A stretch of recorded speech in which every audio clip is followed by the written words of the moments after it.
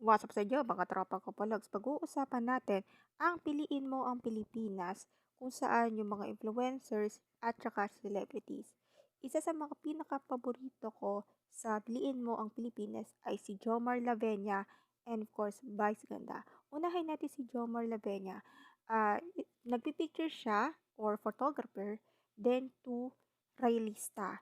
Tapos sinama pa yung mga kapwa-influencers like si Bon Ordona, Zainab Herake, Donalyn Bartolome na ginagampanan ng mga kilala nating Pinoy like Efren Bata Reyes, Heidelin Diaz, Catriona Gray, syempre magaling din. At ito pa, si Vice Ganda. Ito ang favorite namin. Kahit hindi ko naman fan sa Showtime, ay nagustuhan ko. Ito is about issue within the West Philippine Sea, tapos yung jeepney space out na lagi natin kino-commute. Hanggang ngayon parang pakonti na lang ang mga jeepney na traditional. Siyempre hindi natin mawala yung traffic na laging araw-araw ay traffic at hindi tayo nalilate or na laging nalilate, 'di ba?